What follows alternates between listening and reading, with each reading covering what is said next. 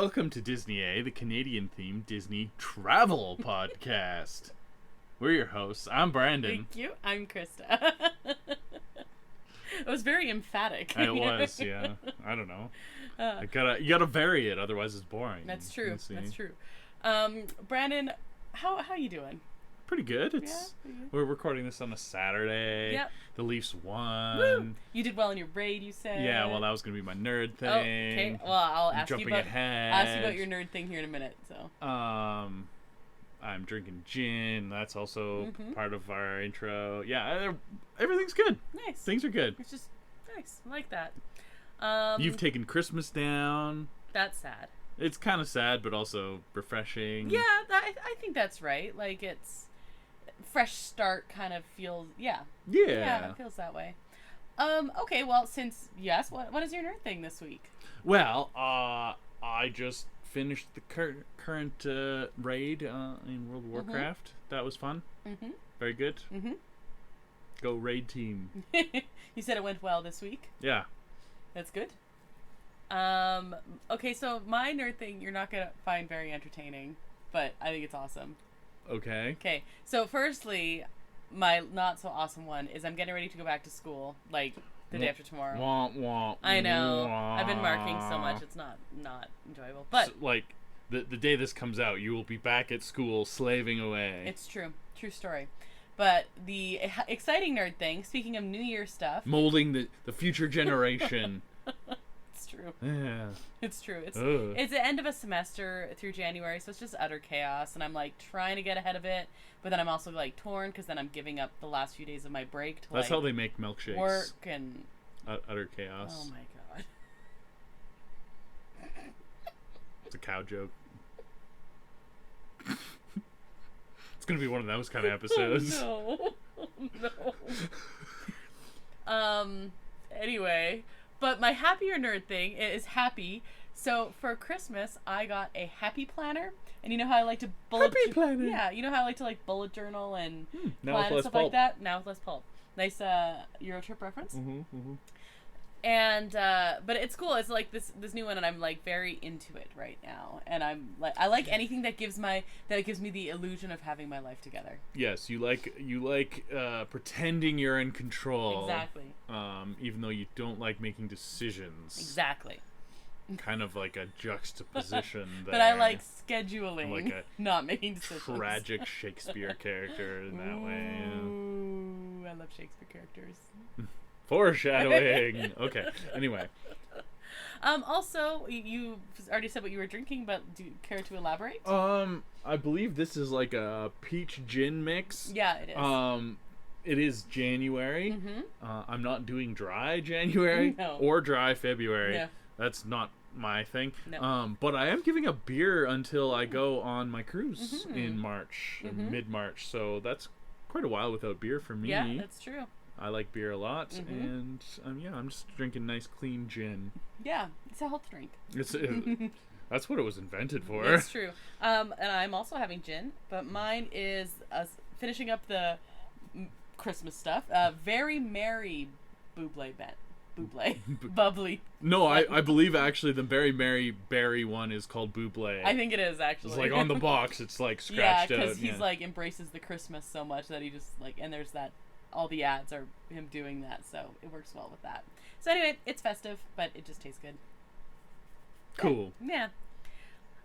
So our Marvel, like, new episode that's what we're talking about this week. Well, but let's talk about this coming week is a big. I was gonna bring that up too. It's another big week for Marvel. It's true. So we're gonna go into like a content drought for Marvel and Star Wars, which is kind of sad. But right now it's big time because we've just come off all the big what if dump. They came out one day after another, and now on Tuesday this week. Yep. We are getting all 5 episodes of Echo. Yeah. And I'm actually kind of slightly getting excited for this. It's like I am too. The marketing's been like subtly very good. I've seen a lot of commercials for it, which is shocking because we haven't seen that for anything for a while. It felt like they were like it's their experiment of doing a binge launch. Yes. They haven't done that for like anything on Disney Plus. The closest would be this What If. actually. Yeah, the one episode after another, one day apart, was kind of an interesting experiment. I think it would have worked well if we had a more normal Christmas experience, like people stay home and like just relax over Christmas, whereas we not a lot of people do that. Well, in the States yeah, they do a lot, because the big family thing is Thanksgiving a lot always. Of it, yep. No, that a lot of it. That is how the States go. So I could see that being kind of cool. You have like a new episode to watch every week, and then like the Christmas theme episode was on Christmas Eve. Yeah, that so was cool. That's pretty cool. But yeah, we're getting all Echo, and we are going to attempt to watch it all, so we can talk about it next week.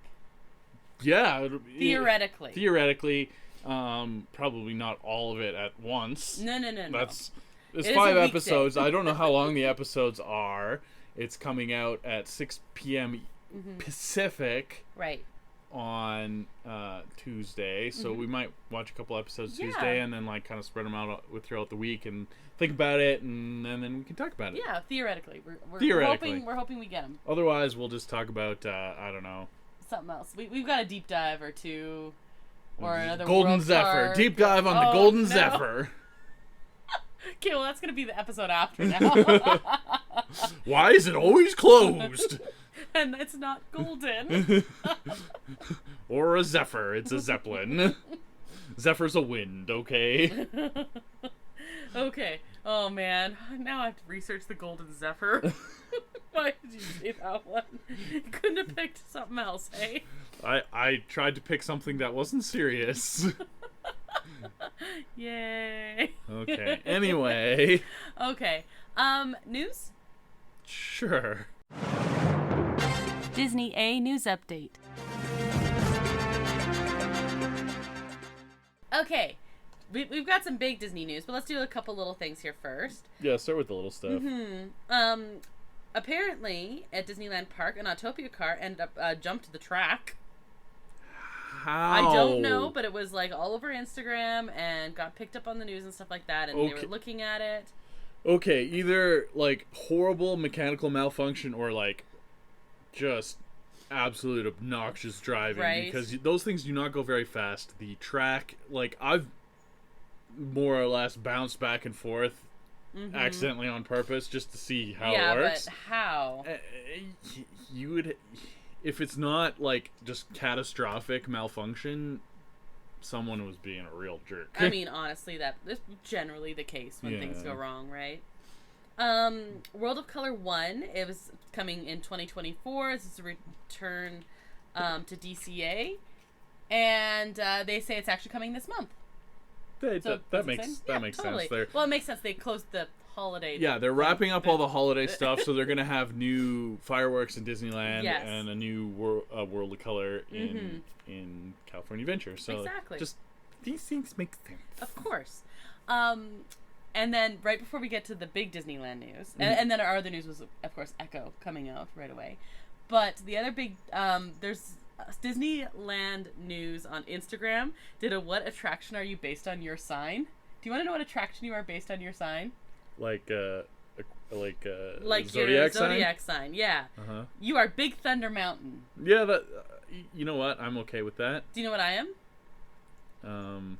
See, I would have guessed Capricorn would be Big Thunder Mountain because there's a goat. There's a goat, I know, right? And I was thinking Aquarius would be like Splash Mountain, but that doesn't exist anymore because of water. Or Grizzly River Run or something, because it was doing It was doing the both? resort, yeah. Oh, okay. Yeah. What is Capricorn? I'm Space Mountain. That makes no sense. I disagree vehemently with that one. Also, zodiac signs are dumb. But anyway. Okay, ready for the big news? Do you have anything before I get to it? No, we're all focused on Echo with like your Marvels and your Star Wars. So excited for Echo. There's too much noise with that to get anything else in depth. And all the other news is about Echo, like the level of violence in those trailers, for example. I'm sitting here and it's 6:30 p.m. local time, and I'm watching a nice hockey game, which I mean can be a little violent. I guess it's hockey after all. But then it's from Disney Plus. Vanessa, you're a tiger in the mist. And then there's blood everywhere, and I'm like, whoa. Yeah, I was like, I can't believe we're showing that, let alone from a Disney Plus show. Yeah, it's crazy. It is pretty wild. Like, I'm excited. Honestly, so I liked Echo as a character, and when I heard she was getting a show, I was like, yeah, okay. And then I heard Stumpy, and I was like, oh, that's not great. And then I started seeing the trailers, and now I am so excited for this. Marketing team, hats off. Yeah, good marketing. Okay, so I was you were at work, I was not, and then you messaged me that Disney released some news on just some light news, yeah, just some light news on Thursday, that on Wednesday, January 10th, after 9 a.m. Pacific time, all 4 types of Magic Key passes will be going on sale. I think the keywords were no earlier than 9 p.m. Yes, 9 a.m. after 9 Pacific time, yeah. So if this is anything like the last time, they'll only have them on sale for a couple days, varying. If it's like last time, we don't know that, but I mean, signs point to. Yeah, I think they've been pretty happy with limiting the Magic Key / annual pass the way they have. They've gotten more single day tickets, which they make more money on. So I don't suspect it's going to be available for an extended period. Like in the before times, you used to be able to buy an annual pass whenever the heck you wanted. Wouldn't that be nice? If you say we're at the park and could upgrade or something. Yeah, like that used to be the play. You would go to the park, you'd get your 5-day park hopper, and you get your 2 magic mornings. And then after that, you could take the value of that, like on your last hour even, you could go and say, hey, I want to put this money that I spent on my 5-day park hopper towards an annual pass. You can't do that anymore because they don't sell them. No, exactly. The only way you could do that is if they happen to be for sale while you were there. Yeah, they would still probably allow that, but when the last time they were on, I saw like some on people social media people leaving the park and running to the guest services stands, right? Just like upgrade my thing. Exactly. Yeah, okay. But you have to happen to be in the park at that time. I'm like, they honored it last time. I'm sure they will again, but I don't know. I'm not making any rules. Yeah, so, and when we were planning for our April 2020 trip, that obviously didn't happen. Why? What happened? Yeah, exactly. We were very seriously considering doing that. Yeah, so that was back when they had a really cool pass that had reservations. We're like, what would you do with that? Right. But it was super cheap, and so it would be worthwhile for us to have something that, well, you have to book your reservations, but it's only like $500 US. Yeah. It's basically triple that now. For one that would work with no blackout dates. Or few blackout, no blackout just dates Christmas that would affect time, us. Yeah. So anyway, you're laughing because you have this Disney trip planned. You're going for a long amount of time, and then there's a side thought of us maybe going in August. Yeah. But we haven't decided on that, but we're like strongly discussing it. Yeah. Anyway, you're like, does it make sense for me to get a big baller pass Magic Key for like as a foreign visitor who can't go all the time but is planning on maybe going a couple of times or maybe more, I don't know, but for a fair amount of days, and trying to price that out, and it's kind of an interesting topic. We have been discussing it a lot, because the other thing is, this trip I'm not doing with you, but if we went in August, I would be doing with you. And I wouldn't be getting a pass because I'm not going often enough. But you do get discounts on things you buy for your entire party. Yeah. So it can be worthwhile. I don't know. I have to make a spreadsheet. Why did you? But for Vanessa? Yeah. That's my kingpin's accountant. Okay. I don't know. So, I don't know. I'm like 50-50 right now on if it's a good idea, and I just need to see a spreadsheet, basically. The problem is, because I'm tied to the school calendar, I have to get the most spendy one for it to make sense. Right, because you're already booked to go over Easter break, and there's some days that are open on what the second tier believe key, but the weekends are not. Exactly. And that's it's not worthwhile to get the believe key, because that's like half your days that you're there for, right? So you'd have to upgrade to the top tier, but that does give you a bit of more of a discount as well, so kind of offsets that. You're gonna be going to your food and wine festival and getting some sip and savor passes. You get discounts on that. You're gonna be buying a Spirit jersey, I'm sure, and probably ears and probably a Loungefly or 3. I don't know. Hey, I've never bought a Loungefly in the Disney parks. Until this year. I've had one bought for me. It's true. But, I'm fully intending to. My mom and sister both have Loungeflies as well from parks, and I think we're gonna go shopping in downtown Disney on our first day. My mom also wants the band. The Magic Band. Magic Band Plus is what I was trying to throw the plus in there. I couldn't remember where it was. I was like the Magic Plus Band. Plusy Magic Band, yeah. So we're gonna kind of do that and maybe do like a Goofy's Kitchen or Storytellers or something like that. So I'm sure we'll do some shopping, and I'm sure a Loungefly will be involved. I'm only bringing one Loungefly with the intent that I will buy another one. You realize how insane that sounds to like normal people. This is why they make fun of Disney adults, okay? Hey, I'm probably only going to bring one Spirit jersey because I have my food and wine from last time. Well, you have to take your food and wine one. Yes, exactly. So I'm going to for sure bring that one. You probably don't need another food and wine because last year's was perfect. It was awesome. No, but yeah, I'll definitely be looking at the merch and stuff like that. So there's also that factor. But I don't know. I'm also kind of stressed about not having to do reservations. But with that one, you get 6 reservations, and we're going to go for a total of 8 days while we're there. And it's compact, so you would have to be, like, getting new reservations every day you go to get all the days you want. Exactly. So there is a little bit of stress involved with that. Because what if I don't get one of those days? Exactly. What if? So anyway, this is our thought process. You're going to make a spreadsheet, and we should use that what if Segui to talk about the main topic. What if? But yeah, we will talk about this more, our decision for or against, because I think it's interesting as a Disney travel podcast. Yeah, to actually like weigh pros and cons on this. Yeah, and maybe by the time our next episode is out, well, we will have made the decision. Yeah. And it probably won't be useful to anyone because they won't be on sale anymore. But anyway, we're thinking about it. Be. Yeah. Yeah. But anyway, it'll still, talking through it may be useful though. Sure. Like talking about like I think it's fun the anyway. thought process. Yeah. So a lot of people would assume that people who get that key are the locals who go all the time, and I think most of them are. Yeah. But also like us who are the ones random childless millennial teachers in Canada also might want that key. I don't know. Just as an example, just like a random thing that I threw out there. Because like very few are tied to the school calendar like that.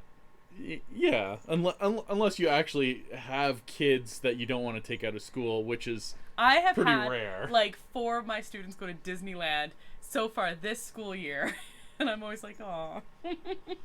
I would recommend, if you're wanting to go to Disneyland and you have kids, just take them out of school. School's not that important. I'm hitting you. A week or 2 of school is not that important. Also depends on how old the kid is.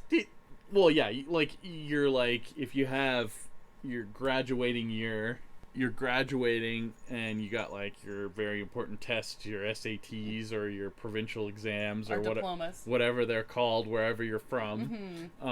Maybe not the best idea. You'd be a little strategic about it, but like, I don't know, in the middle of grade 9, doesn't matter. Oh yeah, or like you have a 4th grade kid. I'm saying this as a teacher. Take the little kids out. I missed some school to go to Disney World when I was in grade 9, okay? I see. My students have been grade 10 who went, and they're mostly fine. That's mostly fine. Go earlier in the semester as opposed to later if you're debating. I mean, that makes sense too. It's also cheaper then.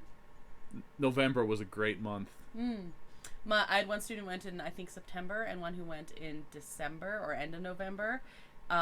Easier earlier in the semester. Yeah, November was a great month then. Christmas is on, and I didn't miss go in October and be there for Halloween. Halloween is good too. That's the end of August. That's the other thing we have to think about is like trying to hit Halloween with your Magic-y pass. If I get one, I don't know. If you get one, okay. You're talking more like what if you get one? What if we segue to the main topic? Okay. Disney Plus and chill. Brandon, before we go through What If Season 2, like, general overall thoughts, what did you think about it? Okay, here's the thing. The first season of What If, I was like, oh, okay, that's kind of going to be kind of fun. I don't know, whatever. Animated. I like superhero animated stuff. For sure. DC live action's been really terrible. All their animated stuff is really good. It's a different department of WB, and it works like really well. So I was like, okay, well, if they step up their game with Marvel and some animated stuff, a little offshoot, that could be fun. And then it like knocked it out of the park and was cohesive story, and they kind of pulled some of it into live action with the Doctor Strange movie, the whole Captain Carter thing, a little bit. Right. And they're kind of playing off of it, of course, because it's all the whole multiverse saga and everything like that. So my expectations were a little higher with season 2, but I was kind of like, oh yeah, what if they're gonna do another thing? And it's gonna be fun. They're gonna have a like Die Hard Christmas episode. Yeah. That's cool. That's gonna be fun. This was way better. Again, it was way better again. I don't know. It was so much fun. Like, it was fun watching this. Every episode was amazing. Yeah. I don't think they had any. There was zero duds. Like, some were better than others. Agreed. But there were zero duds. Okay. Well, as we go through, I'm going to ask. We're going to kind of talk episode by episode. Let's go do like super short summary, and then just if this was your favorite. I like spoiler warning, but we're not gonna. We're not gonna go over every plot point. We're not gonna discuss every single episode. No, because we're not tearing it apart. I don't think a lot of people will have watched this. So this can be like, you're just like, we're telling you to watch it. And season 1 for that matter. That's true. We have an episode about that. I don't know which number it is, but you should go listen to it. We do have an episode about that, but just, like, they're short. They're only half an hour an episode. Yeah. And it's like concentrated fun. Yeah, it's literally so fun, and each one is asking the question of what if this happened. So to preface this, you have to be kind of an MCU fan, because the whole premise is what happened already, and we change one slight thing. This is what happens. Yeah. So let's actually, before I go into this, the perfect example of that is who was a big fixture both season 1 and especially season 2 was Captain Carter. Yes. And season 1, back in What If Season 1, episode 1 was what if Captain Carter, like, what if Peggy Carter became instead of Captain America, instead of Steve Rogers, right? And so then that was the whole premise of it, is what if she was in the machine instead of Steve? Yeah. What would happen? She becomes Captain Carter. She gets all jacked, and she becomes like Captain Britain instead of Captain America. And also, I love Captain Carter. There is also a character called Captain Britain, but that's in the comics only. Oh, I didn't know that. But yeah, she's got the Union Jack on her chest instead of the Star Spangled Banner kind of thing. So the idea is there's like one change or one event that happens, and it changes everything. And we have a narrator kind of through our whole series who's called the Watcher, and sometimes voiced by Jeffrey Wright, who has like the most soothing voice since Morgan Freeman. They even talk about it because what a voice. Well, it's a great voice. Oh my goodness. A great voice. Okay, so each of these is just asking a question like, what if? But there are like threads that go through and overlap. Okay, so now we're talking season 2 specifically. So episode 1 in season 2 is what if Nebula joined the Nova Corps? Right, which is an interesting throwback, because you're like, what's the Nova Corps? You have to go all the way back to Guardians 1. I was like, to remember what the Nova Corps is. Okay, I don't know if you could tell or not, but when I saw the title, I was like, I don't remember. I don't know what that is. No, and then it started, and I was like, oh, okay. They're kind of a bigger fixture in like the cosmic comics. Okay. They're like space police. Right. Okay. And you kind of get it from the episode, but they're bigger. They're a bigger deal than they were made out to be. They were actually cut from time in Infinity War. Oh, okay. Because like it was like Thanos showed up and beat up Hulk and Thor and killed Loki, and he had already gotten the Power Stone because the Power Stone was on Xandar with the Nova Corps. He just blew them up. Okay. And that was cut for time. Oh, okay. Well then. Which is unfortunate, but anyway, Nova Corps kind of a big deal, and then we get a really neat film noir style, almost very Blade Runner-esque. That's what you kept saying. Oh. So you had serious Blade Runner vibes. Can I just can I say who's in this who I loved? Sure. Howard the Duck. Yes. So cool. So good. We've had little brief glimpses of Howard the Duck, which is just the weirdest piece of Marvel lore that ever happened. Howard the Duck teams up with Groot, Meek, and Korg, and helps out Nebula. So they all get stuck on Xandar, and Nebula is a cop, and Howard the Duck runs this underworld thing where Korg and Meek are his henchmen. Yeah, it's very fun. And anyway, I mean, just watch it. It's so good. It's cool. So good. It's cool. Yeah. Okay. Okay, so and then episode 2. I'm just gonna say it's cool a lot this episode. Yeah, I'll just get used to it. It's okay. The episode title is What If? What If Season 2? It's cool. All right. What if Peter Quill attacked Earth's mightiest heroes? This one almost made me cry. Well, Peter's story is kind of sad, so it makes sense.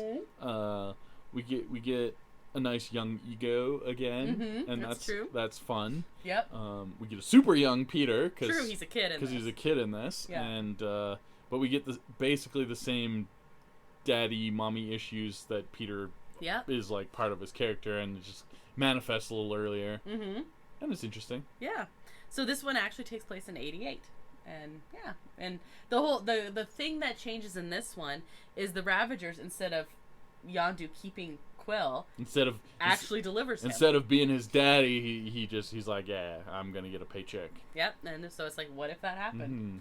And the sad thing about this is we wouldn't get the Guardians Christmas special because Yondu's the impetus behind that. So Yondu is just awesome all over. Yondu was the Yondu dies in the first episode too. Yeah, I was gonna say he was in that. Poor Yondu. His corpse was in it. Yeah, that was the inciting incident of episode 1. So yeah, Yondu's death. No. Episode 3. What if this was the one I was most excited for. Happy Hogan saved Christmas, and it was Die Hard. This is like Avengers Die Hard. It was amazing. And that's all you need. That's all you need to say. It was Avengers Die Hard. It was amazing. Oh, but the big focus of this, obviously Happy, but Darcy is also. Darcy is the I forget his name from Die Hard. The cop. The cop on the ground. The cop on the ground. That's who was in Family Matters. Yes. She plays that character. They make reference to it actually. I know, it's so good. Oh, it's so good. Oh. It's so good. Oh, and what's his face was in there? Justin Hammer. Right. So Justin Hammer from Iron Man 2, I think he was I think so. He's the rival arms dealer to the Stark Industries, and he is mad at Tony Stark for ruining his business and sending him to jail. So he breaks out and breaks into Avengers Tower to steal all Stark tech. Yeah, and it's very, very Die Hard. Yeah, it's so good, and it shows what all the other Avengers at that time are doing. It's great. Natasha's at a Russian ballet. Nutcracker. Yeah, obviously. So that was super fun. It did not disappoint. I was so excited for this one. Yeah, it made me very I was happy. worried about it being disappointing, but it was so good. And I was like, they can't top this. It's so good. I was like, this is going to be easily my favorite, and that was funny that I thought that. Also, we were talking about amazing actors that are underrated, that you're always like, every time you hear them, you're like, oh man, he's so good. And there's a couple that have shown up. Sam Rockwell is one of them. Oh yeah, Sam. Yeah. So character actors that you like, they're not the stars, but they're just really good, and they're always somebody. And you see them on screen, you're like, oh yeah. Oh, he's so good. He's awesome. Mm-hmm. Yeah, no, Sam Rockwell's a good one. And the other one that we made us say that originally was Stanley Tucci, which I completely forgot was in the MCU in the first Captain America movie. He's the scientist. And I feel like I'm so like I can't believe that slips my mind. I actually show a clip of him talking every time I teach a creative writing class because we talk about characterization based on action, and it's the one where Steve pulls the pin to get the flag, and it's just like, but so they have to characterize him, and then they characterize Stanley Tucci's character just like raising his eyebrow and like smirking, and right, because that's who he wanted. Yeah. And the fun thing about What If is they get a lot of the original actors back to voice their animated characters. Not 100% of them. Which brings us to episode 4. What if Iron Man crashed into the Grandmaster? So, one of the characters that they don't get to come back, or one of the voices they don't get to come back to voice their original character is Robert Downey Jr. Exactly. They have a pretty good imitation, I actually looked him up. His name is Mick Wingert. At least he was in this one. Really good imitation. Yeah, very good. It kind of total suspension of disbelief. Yeah, you just pretend. You can tell if you like listen really closely, it's not actually him, but it's good imitation. And especially in this episode, I found it like didn't faze me at all. He's the main character in this episode, which he's been the main character in a lot of What If episodes, actually. Iron Man. The theme of season 1 was actually Iron Man just, like, dying a lot. Yeah. He doesn't die in this one. No, he doesn't. In this one, though, so during the Battle of New York, you know how he, like, falls back in at the right moment? In this one, no, he doesn't. He's lost in space. He goes to Sakaar like Thor Ragnarok. Exactly. And so that's the what if moment, right? We do get Jeff Goldblum. Which is amazing. And this one was in a lot of trailers, and people are like, "It looks like Mario Kart." It's Mad Max. Mario Kart crossed with Mad Max Fury Road. But Avengers. And this one is actually the one that was cut from season 1. Okay. Yes. Because it introduced us to Gamora with the Thanos sword that we just saw in the finale, and we're like, where the heck did she come from? Because everyone else had their own episode. Yeah, I don't know. Gamora doesn't get an episode. I don't know what's going on. No, she's in this one. She's in this one, and they actually kind of call back to that in the intros, like, hey, you met everybody else, but here's Gamora. I enjoy that they actually addressed that, and we're like, hey. It was a little bit of, okay, anyway, here's this episode, but I get it. They didn't have time to finish it, I guess. I don't know. Also, Tony didn't die in it, and he died in every other episode in season 1, so it didn't really work. Right. Maybe that's part of it. I don't know. So then episode 5 is the one that was hinted at, foreshadowed at the end of season 1, and that is what if Captain Carter fought the Hydra Stomper? As we know from season 1, the Hydra Stomper had... So here, season 1, it was Peggy became Captain America. Yes. And so Bucky didn't become the Winter Soldier because he wasn't like best buddies with Captain America or whatever. But Steve Rogers never became a super soldier, so he had like a kind of Mark I Iron Man suit that Howard Stark had developed, and he was helping Peggy fight and stuff like that. And Bucky was helping him. Yeah, he was just regular Bucky, but he never had that whole side thing.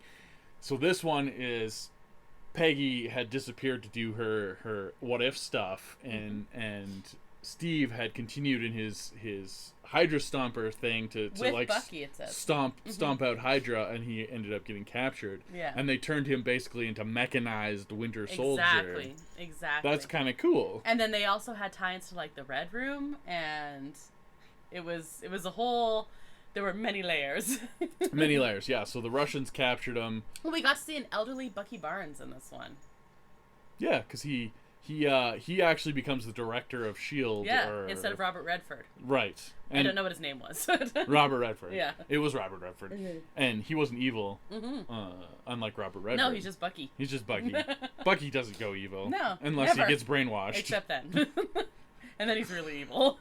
But yeah, so they go to take down the Red Room because, of course, the Russians are bad, and they have a Red Room and train Black Widows. Yeah. And they don't go up into the Red Room and surf down the debris. Because that would be weird. That would be weird. But they blow it up anyway, and I was gonna whatever. Say, so... Save the day. Episode 6 was a very... This one introduced new heroes for the first time in What If history. That's true, yeah. And it is, what if Kahori reshaped the world? So the what if in this... And I'm not even smart enough to know if this is, like, based on any comic or anything. I don't think it is. After Surtur, I'm saying that wrong. Surtur, yeah. Surtur destroys Asgard during Ragnarok. The Tesseract crash lands... He's the big fire guy that kills Hela. The Tesseract crash lands in a lake in pre-colonial America, giving the lake magical properties. A lot of this episode, like basically all of this episode, is in Mohawk. Mohawk language, yeah. And there's subtitles, obviously, yes. for most of it. Some of it they don't, like, for dramatic effect. But yeah, it's full on Mohawk language, which is pretty cool. This was a super cool episode. It was totally different. Like, on paper, I wouldn't be super excited for this one, but they did a very good job. I thought so. And it was super fun, and, like, to introduce a new hero in something like What If is a wild choice. I was going to say, challenging at best. Yeah. And it worked really well. Yeah. She actually reminds me a lot of the original Prey game from, I don't know, 2006, maybe it might have come out. Is that the one that they did the new movie on? No. Oh, because that was so good. No, you're thinking Predator. I was thinking Predator. Also that a little bit. Yeah. No, this game... Just that, like, falling into it in this, yeah. Yeah, no, so the game I'm talking about, it follows a Native American who gets attacked by aliens and then gets, like, super powered by, like, ancestral stuff and can create portals and things. So it was like, it had some vibes of that. Not entirely related, but just, like, Native Americans with portals. I don't know. That's where my brain went. Yeah, she has such cool powers in this. Oh, she's strong. Very she's strong. And the premise behind this is conquistadors enter the lake believing it to be like the fountain of youth. Yeah. And bad things happen. The general gist of it is conquistadors are jerks. Yeah. So, but it actually happens, like, when it says, what if she reshaped the world? It's like, what if that hadn't happened because they stopped them because they had all these powers and stuff. So it even has her... Should we say what happens at the end of this? Because it's kind of setting up the finale. She just gets powered up, right? No, she goes to Spain. Okay. And she basically is talking to Queen Isabella and is like, you stop sending your people. And she says, like, basically, we're super powerful. Like, what are you talking about? And she says, no, we will have peace, or you will, like... Yeah. Right? And then in the middle of that, a portal opens. And Strange Supreme... From season 1. Yes. Walks in. And this was I think I squealed at this, actually. And he says, world peace in, like, 40 minutes or something like that. Like, good job. Or it was the length of the episode. It was funny. And then he says, I've been looking for you, Kahori. And then it ends. And you're like, wow, we're going to meet Doctor Strange next episode. No, we don't. But But you're not. No. Instead, what if Hela found the 10 rings? And right away I was like, that would be bad. That would be bad. You assume that would be bad. We've only seen Hela kind of being bad. Hot, but bad. Really? You're going for hot, eh? Oh, yeah. Kate Blanchett does return as Hela. Yes, she does. Yeah. Idris Elba is back, and yeah, I think everyone. Anthony Hopkins is not back as Odin, obviously, no. But he's pretty old now. Yeah, so yeah. That would, yeah. Anyway, doesn't matter. But the premise behind this is going back to when we found that, you know, how Hela was with Odin, and then he grew concerned about her bloodlust. Right. And he sends her to hell. Yes, but in this one, instead, he does what he did with Thor. Like a mirror image of strips her of her power. Banishing her to Midgard with, instead of the hammer, it's her crown. It's her crown. And it works so good. Cause just but when he sends her is right when Wu is like... From Shang-Chi. Is... traveling around and gathering some power and hasn't gone crazy. Well, so he hasn't met Shang-Chi's mother yet. Mm-hmm. He hasn't gone to Tao Lao Right, because it's the grief that drives him crazy. Yeah, that's what drives him crazy. When he first gets the 10 rings, he's like marauding around the world to take it over because he wants peace. He's kind of a Thanos figure, Earth-based Thanos figure. He wants to go around and just conquer everyone so that they don't kill each other anymore. Yeah, basically, he's like, so I can take care of you because you guys suck at it. Yeah. So he's doing that, and they see the crown, and then it's basically a mirror image of the whole Thor thing.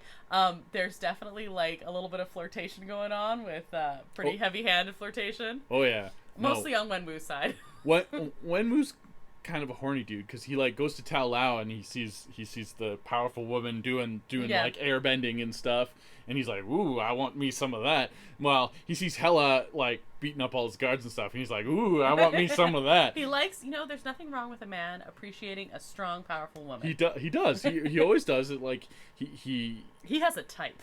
he does, and like he fosters the strength in his daughter as well in Shang-Chi, if you remember that. So like, he likes strong women, which is good. Good job, Wilma. It's a positive aspect of his character. So in this one, Hela's kind of captured. Wenwu offers like to have her help him, and she instead runs away. So she instead finds Tao Lao with what was his name?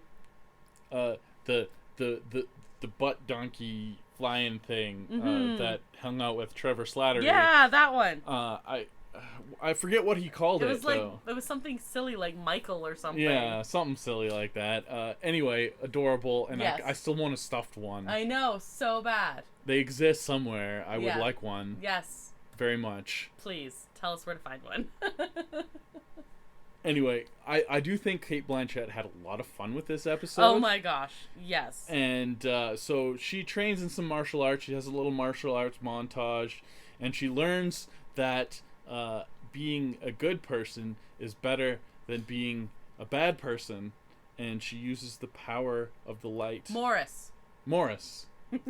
There you go. Okay. I want a Morris. I want a Morris too. Yes, she uses the power of the light because darkness cannot defeat darkness. Only light can do that.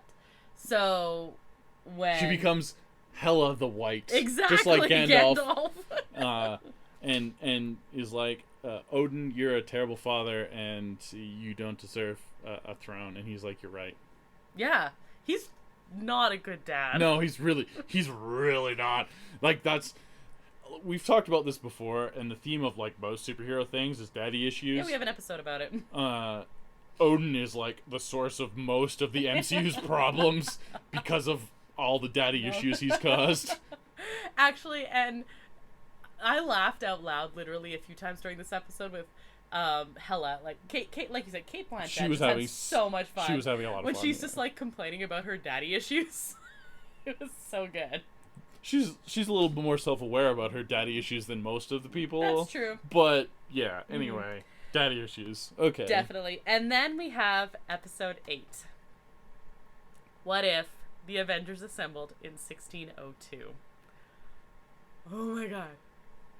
The premise behind this, actually, so this picks up at the end of the Captain Carter and the Hydra Stomper one. She gets sucked into a portal. A red portal. Weird. Yeah, Wanda. super weird. Wanda. Yeah. And so, in a Renaissance-themed universe, Captain Carter, her name is, and this is Merlin Wanda? Merlin Wanda. And Sir Nicholas Fury is helping Queen Hela at this point because there's been like time rifts happening, and they think that she can help them stop it or something. Yeah, you got an Elizabethan era stuff going on, but they have portals in the sky, and the magical advisor has said, "Well, I'm going to bring you a hero." Yeah.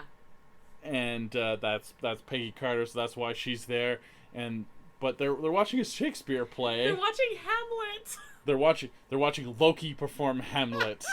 And Tom Hiddleston is just like... And he's so happy. He's having a blast. Okay, so this is one of my favorite nerd things.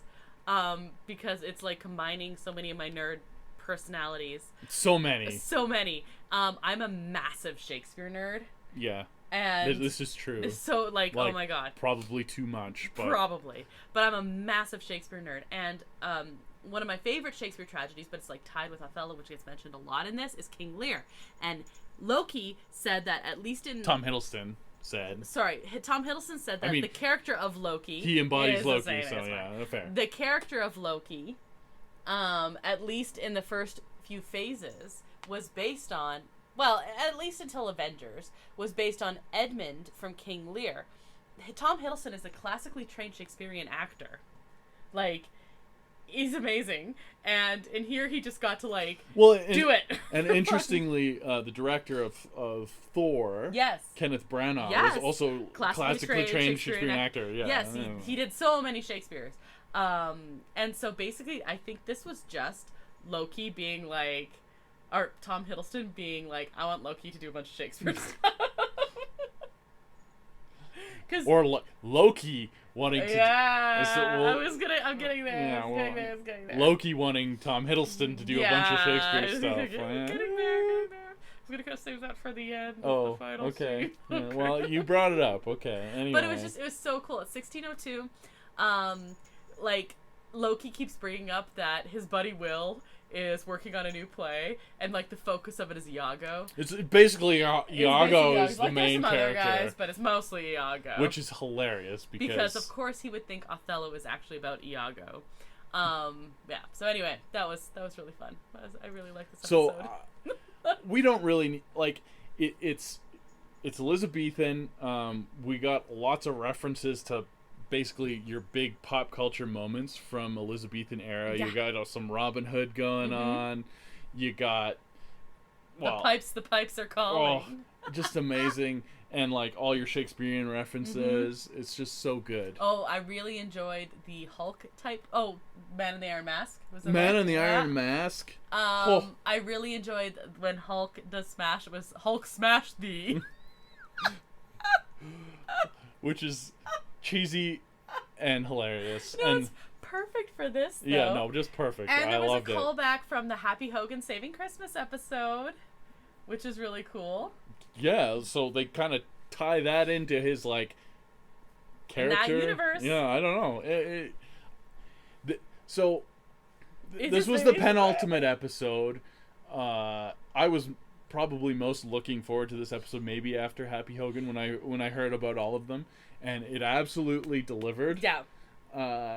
And it's gonna be my favorite episode of the season. Mine too. The next one kind of goes bonkers high end stuff. There was some really cool stuff. This one had everybody in it. Yeah. And your cast list, your voice acting list at the beginning of the episode, you're like, they're in it.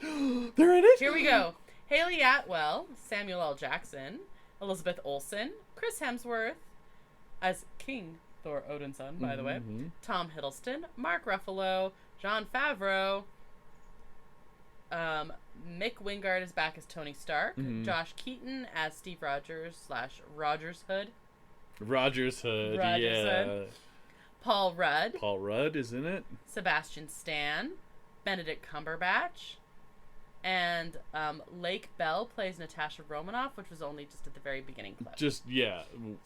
She's the only original Avenger that doesn't get sucked back to 1602, which is an interesting thing. There could be some of all of them, because we don't see Hawkeye at all. Well, Hawkeye doesn't count.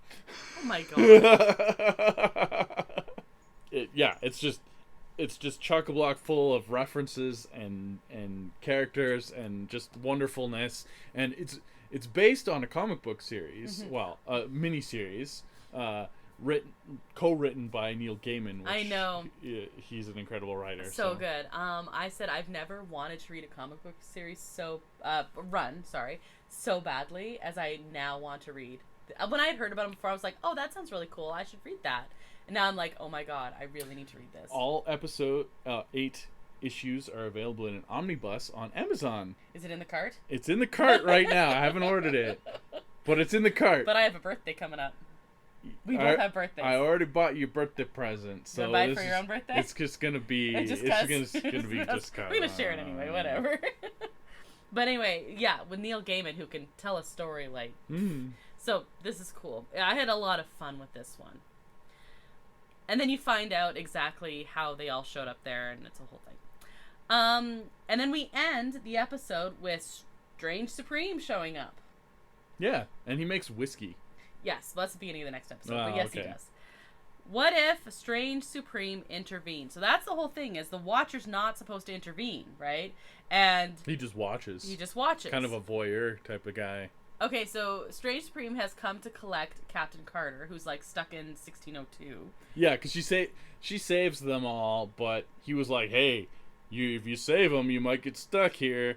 And then she's like, "Oh, dang, I'm stuck here." Yeah, but then Strange Supreme shows up, and they're like, "Hey, we worked together in that finale of What If episode season 1, buddy." Yeah, last season we're friends. Yeah, and he's like, "Yeah, we're friends. So let's have a whiskey, and then I got a favor to ask you." So he takes her to his like weird dungeon palace, where says he's been capturing universe killers to atone for his sins, and asks her for help capturing an escaped variant who fled to a universe where Hydra used the Tesseract to destroy the world.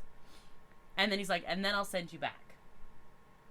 So Carter's like, "Okay, that sounds good. Nothing suspicious here whatsoever." What's that demon look on your face? I don't know. I don't know. But why did your voice drop when you went, "Cross my heart"? What was that dramatic music pause for? Why did the camera zoom in on you there? I don't understand. Weird. Anyway. So she goes to what is kind of South Dakota, and the one that she's trying to catch is Kahori. And you're like, wait, Kahori's not evil. What the heck is going on here? She's not a universe killer. And then Kahori says, "No, we can work together." And Strange sucks him in. And what do we find out? That he was lying. Yes, he was lying. He wants to remake his universe that he destroyed in season 1 because he is overtaken by grief for losing his girlfriend. Mm-hmm. He's on a never-ending quest to save his girlfriend. Nice. So they basically have to kind of stop him, but he's really powerful. He's really powerful, and he's gonna kill them all. So the solution to this is to release a bunch of the universe killers, but also the heroes, because Kahori says he's been collecting universe killers, but also universe heroes. He just wants a bunch of powerful people to feed to his forge, so he can reforge a universe. Because you need a lot of energy to forge a universe. So you can see all these people like trapped in these gems, kind of like thing. Gems. And there's a lot of Easter eggs in that, and it's kind of cool. So much fun. You gotta like ponder what they're from and what they were doing. Are they heroes? Are they villains? And you may have seen them, and you may not have. I am a personal fan of Western Loki. I think he was a hero. You think? Yeah, probably. I He's like really the gunslinger. Yeah, very much gunslinger, and he rode across the desert. Yeah, and the gunslinger followed. He's gonna go to the the Tower. Exactly. Yeah. Anyway, so she releases a bunch of them, and they have like a big battle royale, a la Cabin in the Woods, the elevator scene. A little bit like Cabin in the Woods, less bloody. where they release all the demons that like kill. Yeah. To save the universe, they have to kill the teenagers. If you've never seen Cabin in the Woods, very good horror film. Very good. Very much not school appropriate, not child appropriate, not... It's not that bad, It is definitely 18A. But it's not that bad. No, but it's 18A. And we have Captain America's in it. Yeah, he is. And the director of the original Avengers movie... That's true. He wrote and directed it. He wrote and directed Cabin in the Woods, even though he's blackballed now. But anyway... Joss Whedon. His name is Joss Whedon. I can say his name. Okay. Yeah, so it feels a little bit like that, but I also think this should be their inspiration for how to make a really cool Secret Wars. What? That would be really cool. Have to, for Secret Wars, you just have to go for it. You just have to go for it, yeah. Before we get to like kind of what happens here at the end, did you have, you were talking the Easter eggs and all the different guys, did you have any that were your favorites that stood out, that you were like, hey? Well, it was so quick, and I liked how they all kind of, they had like quick little interactions. They're playing off each other. You got some 10 rings going on. Yeah. You got like a super powered Hulk. He's got like green swords. Like I'm pretty sure he just killed Loki and took his learned magic from Loki. Like made Loki teach him. Could have. Because that seems like something Loki would do. He would like, hey, I can teach you magic if you don't smash me anymore. Yeah. Puny god kind of thing. Yeah. maybe that's what happened. I don't know. That was pretty cool. But of course, the best part was the callback to the zombie episode. Yes, that was my favorite. When zombie Wanda comes back and is like, I'm zombie Wanda and I got a bunch of zombies. And also still my powers, by the way. not to be outdone by Hela coming and being like, not Hela the White. No, not Hela the White. Not from the early episode. She's like, no, these are my zombies because I control the dead. So yeah. screw you. Yeah, so that was a whole big Riding fun. Fenrir, who yes. we learn, of course, is her like little puppy. Yeah, it's a little puppy. So that was also my favorite scene in there as well. Oh, so good. So good. But I really liked so they're all fighting, and then kind of Kahori and Captain Carter are like trying to team up to stop Strange, and she's trying to reason with him, but she's aware that like his demons have literally taken over him, but as he starts trying to feed the heroes and universe killers to the forge, and then as he does, Hela's the first one who she takes her crown off and she tosses it. We get a cool power up moment. Of course, we haven't mentioned that. Oh, I forgot the first power up moment. That was a big one. Peggy Carter gets to suit up in like the Infinity suit that Killmonger had in the first season. Black Panther Killmonger. Black Panther Killmonger gets like sucked out of it by Kahori. And that's kind of cool. But yeah, we get an Infinity Stone Peggy Carter, who I thought this during the episode. She's not thinking. She has all 6 Infinity Stones. Yeah. She's just fighting mostly with the Power Stone. She's thinking power the whole time, right?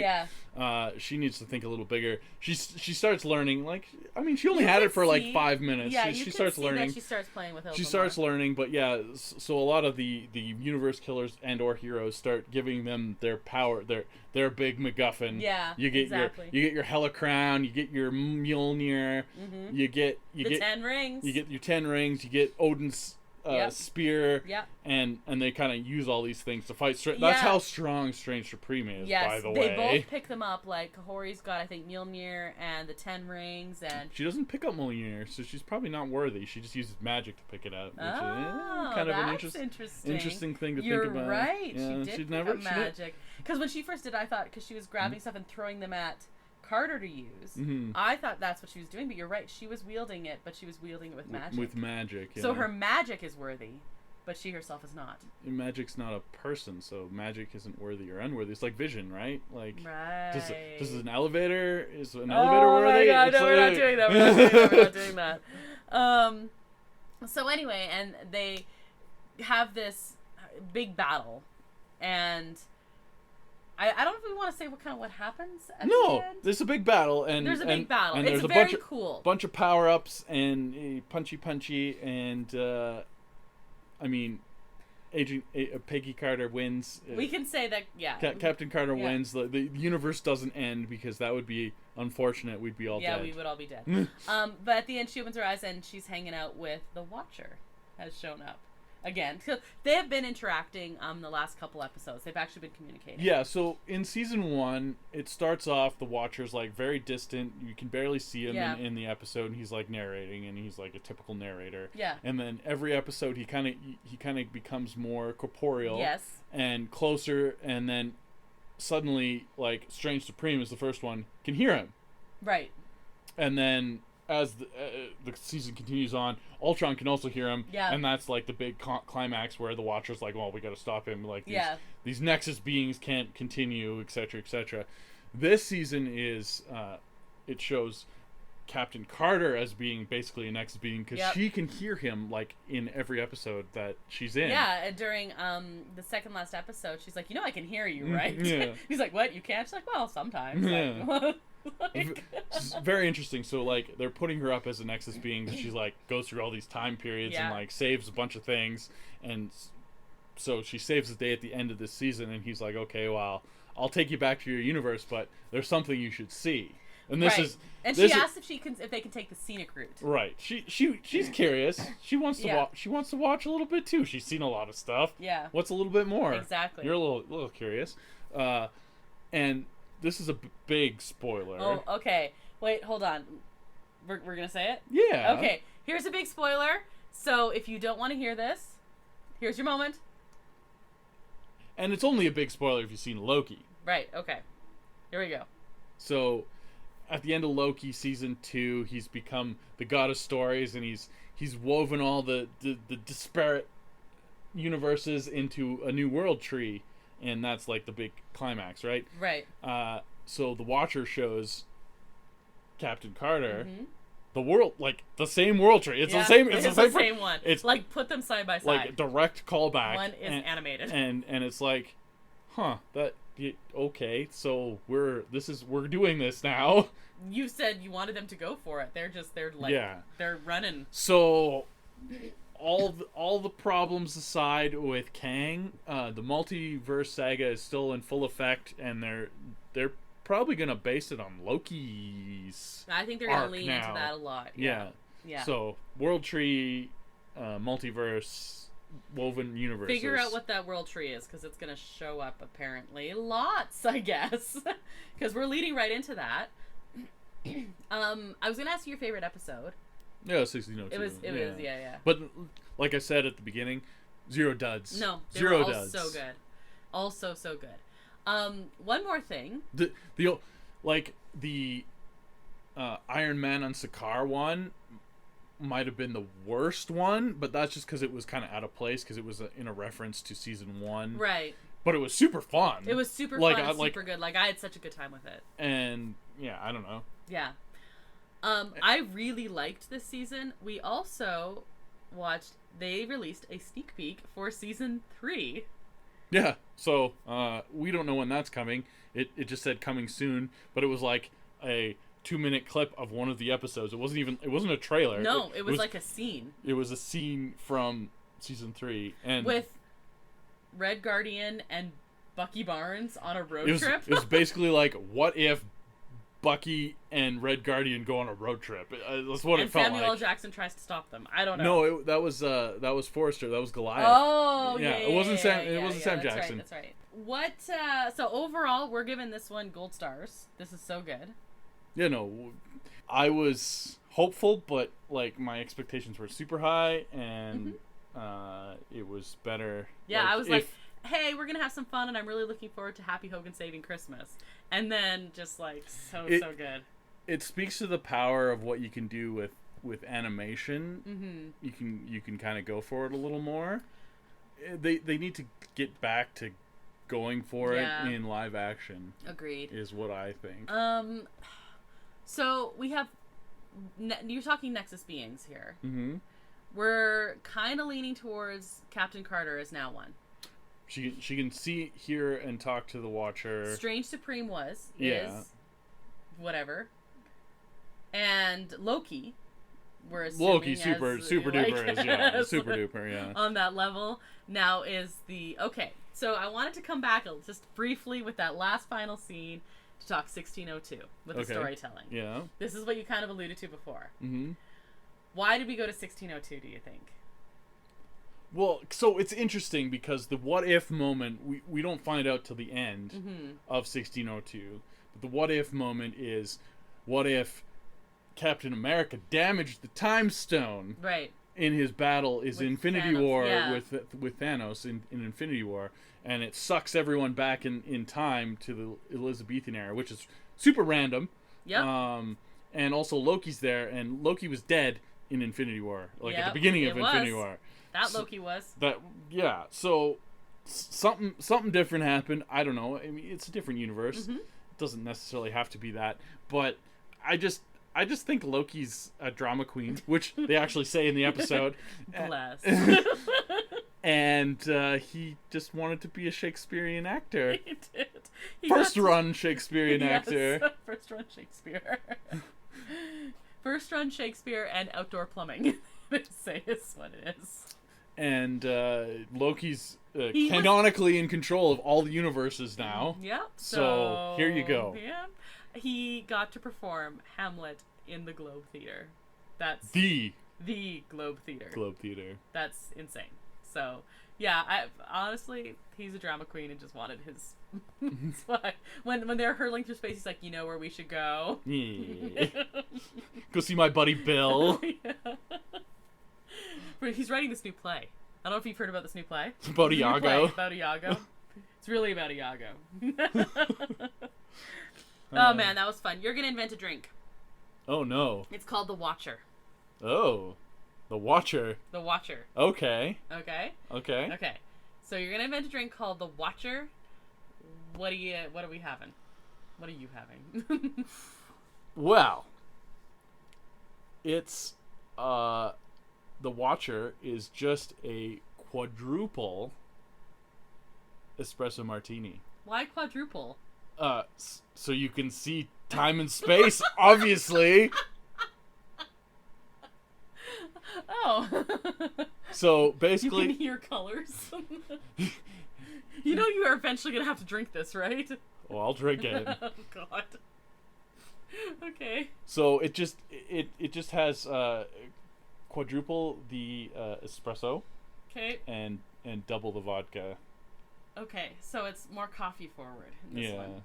Okay, all right. You can see time and space. Yeah, that would do it. Yeah. Okay, fair enough. Anything to add about this? Before we go outroing? I'm excited for the Watcher drink. I'm terrified. Mm-hmm. So that's our show this week. Thanks to Emil, who's responsible for the custom theme song you heard at the top of the show. You can find a link to his work at our website, which is disneya.wixsite.com/podcast, and that's also where you can find a link to our social media accounts as well as links to our email. You can find Disney A episodes on all of your favorite podcast streaming platforms and on our YouTube channel, Adventures A. If you know someone who might like listening to us, please be sure to recommend Disney A, and if you could rate or review our podcast, we would appreciate it a lot. Next episode, we are theoretically, like we said, going to attempt Echo. Yes. And if not, apparently we're deep diving Golden Zephyr. Deep diving the Golden Zephyr. Okay. Anyway, and we're also going to have like a serious discussion on traveling as a magic key holder. The pros and cons of if we're laying it out and like that's going to be a bigger conversation, we do typically like to give everyone a week to watch. Yeah, that's why I'm throwing that out there. I think we're gonna have a decent discussion of that. I don't know how I kind of like this one where we didn't like spoil everything of What If. Yeah, and there's only 5 episodes of Echo. Yeah. So yeah, maybe we'll keep it. We'll see. We'll see. We'll let you know before the episodes. Well, when the episode starts, not before. Yes. We can't project thoughts into your mind. Right. We haven't achieved that technology yet. Loki probably could. Yeah. Loki can do anything. Oh. Okay. So until the next adventure, I'm Krysta. I'm Brandon. And TTFN, ta-ta for now. Thanks for listening to Disney A.